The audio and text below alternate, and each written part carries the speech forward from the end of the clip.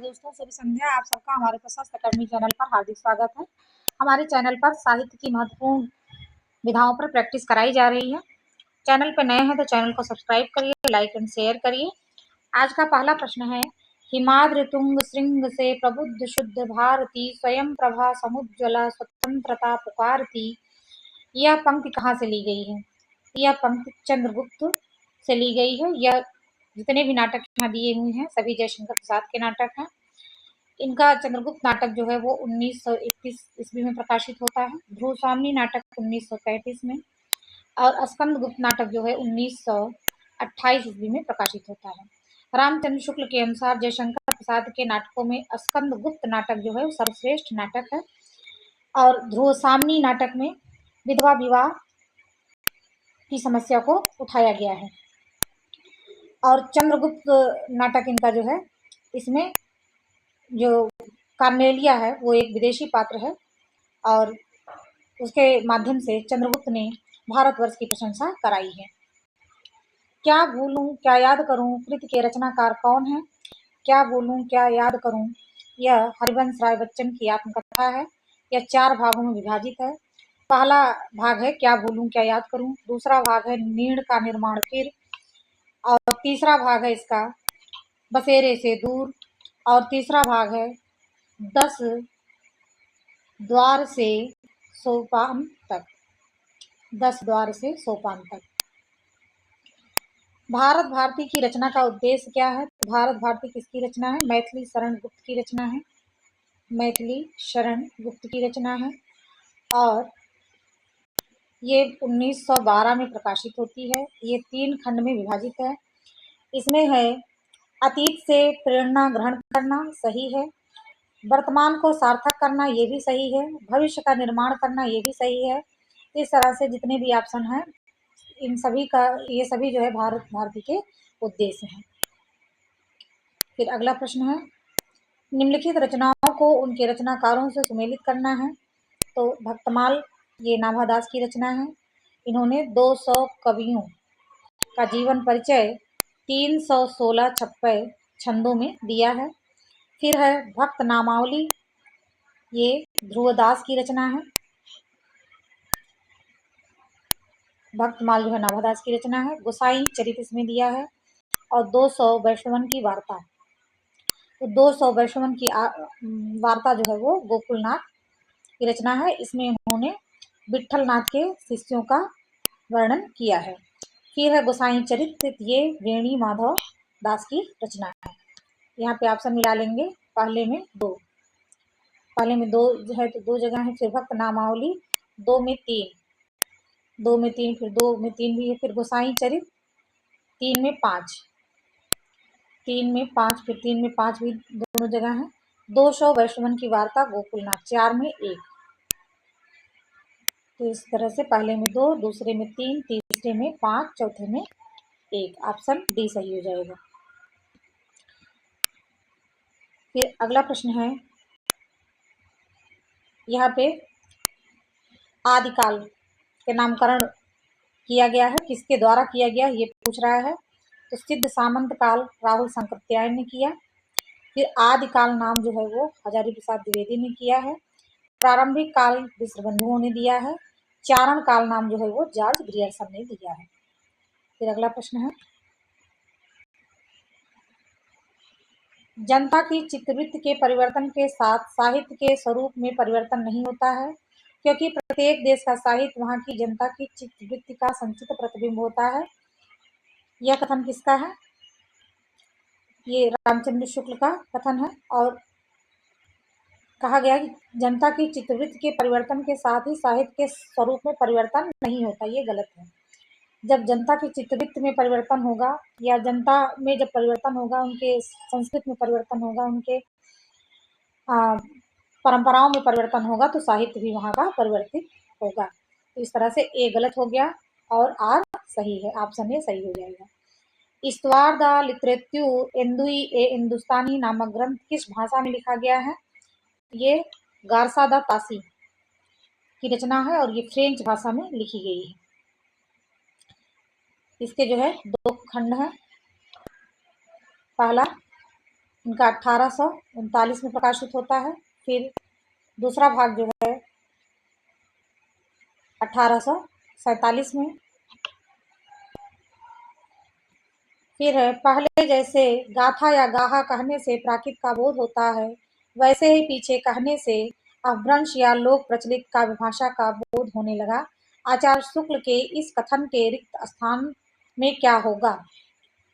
तो ये है, पहले जैसे गाथा या गाहा कहने से प्राकृत का बोध होता था, वैसे ही पीछे दोहा या दूहा दोहा या दूहा कहने से अपभ्रंश या लोक प्रचलित काव्य भाषा का बोध होने लगा था। आचार्य रामचंद्र शुक्ल का ये कथन है। यहाँ पे ऑप्शन सी सही हो जाएगा। फिर अगला प्रश्न है, निम्नलिखित में से किस विद्वान ने सहरपाद को हिंदी का प्रथम कवि माना है? यह माना है डॉक्टर राम कुमार, नहीं सरहपाद को माना है, तो सरहपाद को माना है राहुल सांकृत्यायन ने, और डॉक्टर राम कुमार वर्मा ने स्वयंभू को माना है। और हजारी प्रसाद द्विवेदी ने किसको माना है? कमेंट करके बताइए। आचार्य शुक्ल ने रासो शब्द का संबंध किस शब्द से माना है? ये माना है रसायन से। रासक शब्द से किसने माना है? हजारी प्रसाद द्विवेदी।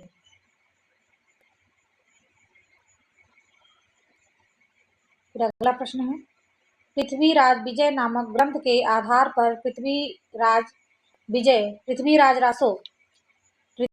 विजय नामक ग्रंथ के आधार पर पृथ्वीराज रासो को अप्रामाणिक रचना मानने वाली कौन विद्वान है? तो ये है डॉक्टर वोलर।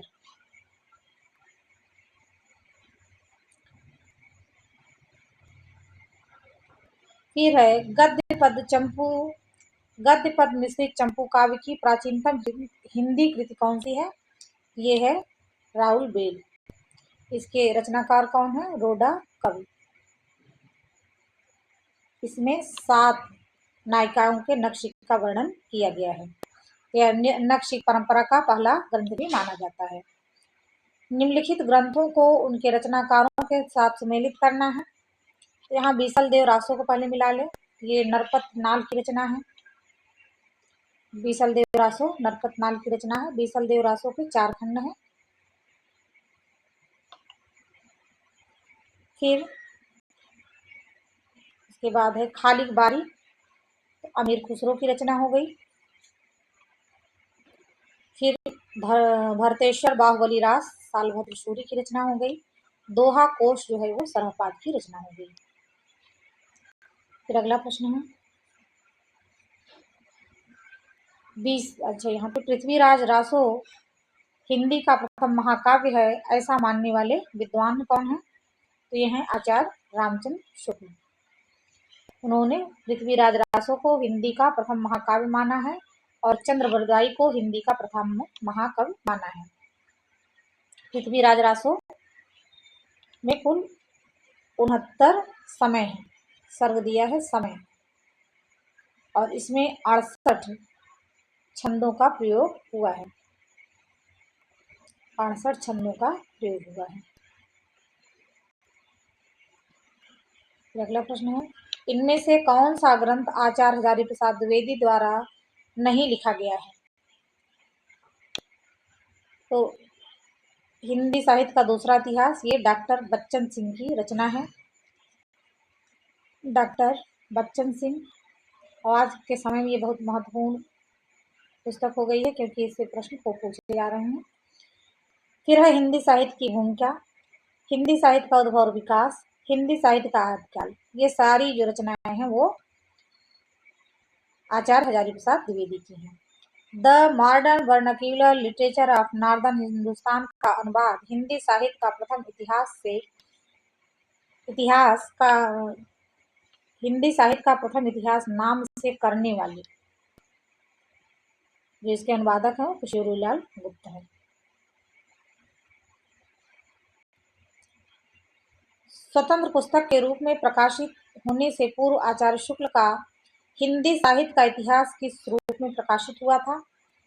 तो आचार्य रामचंद्र शुक्ल की जो पुस्तक थी हिंदी साहित्य का इतिहास, पहले वो हिंदी शब्द सागर की भूमिका के रूप में छपा था, पुस्तकाकार के रूप में बाद में प्रकाशित हुई है।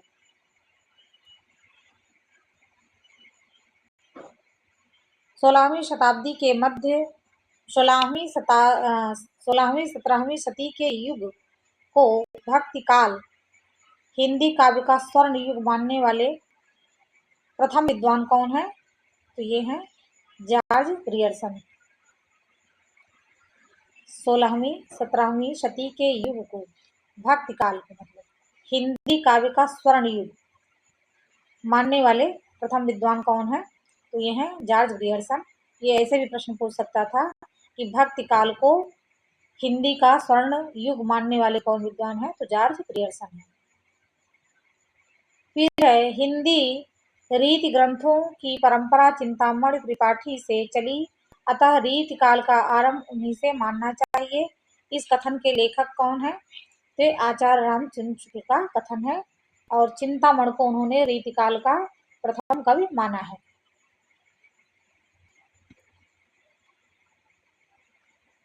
फिर यहाँ पे दिया है, यहाँ स्थापना है कि हिंदी काव्य क्षेत्र में कवि और आचार्य एकीकरण का प्रभाव अच्छा नहीं रहा, क्योंकि आचार्यत्व के लिए जिस सूक्ष्म पर्यालोचन शक्ति की अपेक्षा होती है उसका विकास नहीं हो पाया। तो ये ए और आर दोनों सही है, ऑप्शन ए सही है। ये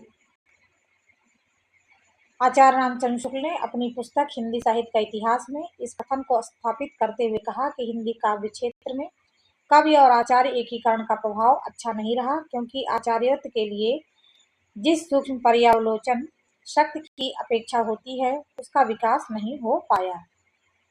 ये कथन भी आ सकता है कभी, तो ध्यान दीजिएगा। फिर अगला प्रश्न है, आचार्य रामचंद्र शुक्ल ने आधुनिक काल को सबसे प्रधान साहित्यिक घटना किसे माना है? तो उनका मानना है कि आधुनिक काल की सबसे प्रधान साहित्यिक घटना गद्य का आविर्भाव है। ये पूरा कथन उनका आधुनिक आचार्य रामचंद्र शुक्ल का ये पहला पूरा कथन है कि आधुनिक काल की सबसे प्रधान साहित्यिक घटना है गद्य का आविर्भाव। हिंदी साहित्य के इतिहास की पुस्तक जो है उसमें उन्होंने कहा हुआ है। आदिकाल में खड़ी बोली को काव्य की भाषा बनाने वाले पहले कवि कौन है? ये अमीर खुसरो हैं। और जितने भी कवि हैं से सभी जो है आदिकालीन कवि हैं, ज्योतिरिश्वर ठाकुर, विद्यापति, अमीर खुसरो और गोरखनाथ। फिर है, आध्यात्मिक रंग के चश्मे आजकल बहुत सस्ते हो गए हैं, उन्हें चढ़ाकर जैसे कुछ लोगों ने गीत गोविंद के पदों को आध्यात्मिक संकेत बताया है, वैसे ही विद्यापति के इन पदों को भी शुक्ल जी के उक्त कथन का आशय है। तो यहाँ पे रामचंद्र शुक्ल जी विद्यापति को श्रृंगारिक कवि मानते हैं, तो ऑप्शन सी इसमें सही हो जाएंगे कि विद्यापति के पद अधिकतर श्रृंगार के ही हैं और विद्यापति जो है वो श्रृंगारी कवि हैं। डॉक्टर बच्चन सिंह और डॉक्टर राम कुमार वर्मा ये तीनों जो है विद्यापति को श्रृंगारी कवि मानते हैं, श्रृंगारी कवि मानते हैं। फिर अगला प्रश्न है, कबीर परिचय के रचनाकार कौन है? ये है अनंत दास।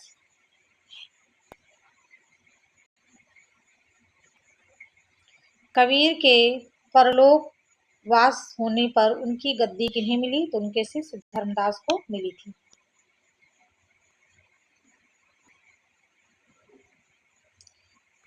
फिर है, संत रज्जब द्वारा दादू दयाल की समग्र रचनाओं का संकलन किस नाम से किया गया है? तो अंगबधू से।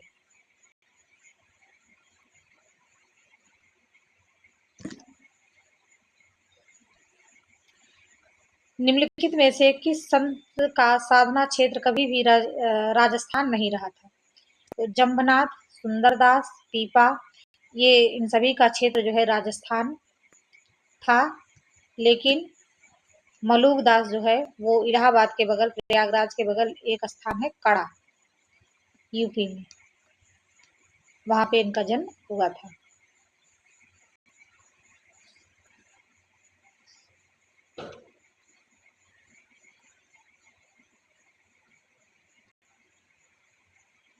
दार्शनिक विचारधारा की दृष्टि से भेदाभेदवादी विचारधारा का संबंध दार्शनिक विचारधारा की दृष्टि से भेदाभेदवादी विचारधारा से संबंधित संत का नाम है भेदाभेदवादी विचारधारा से संबंधित गुरु नानक है। गुरु नानक की माता क्या नाम था? तृप्ता। जन्म कहाँ हुआ था? तलवंडी। तलवंडी दा है यहाँ पे।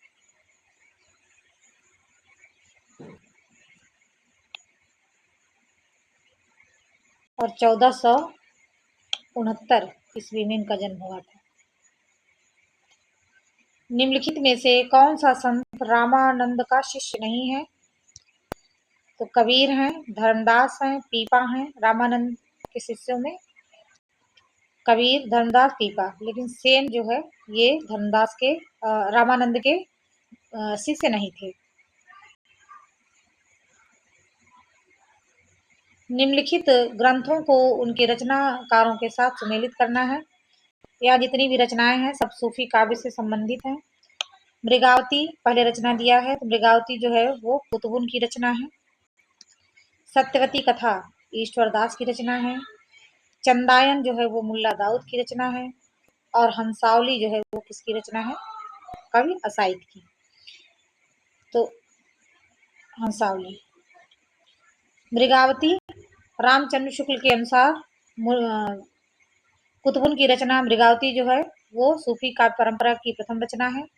हजारी प्रसाद द्विवेदी के अनुसार ईश्वर दास की रचना सत्यवती कथा सूफी काव्य की प्रथम रचना है। और डॉक्टर राम कुमार वर्मा के अनुसार मुल्ला दाऊद की चंदायन रचना जो है सूफी काव्य की प्रथम रचना है।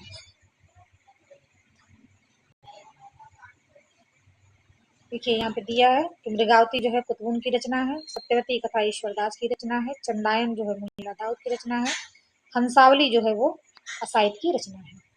इस प्रकार से इतने महत्वपूर्ण प्रश्नों को हमने हल किया। शेष अगले प्रैक्टिस सेट में। चैनल पे नए हैं तो चैनल को सब्सक्राइब करिए, लाइक एंड शेयर करिए। धन्यवाद।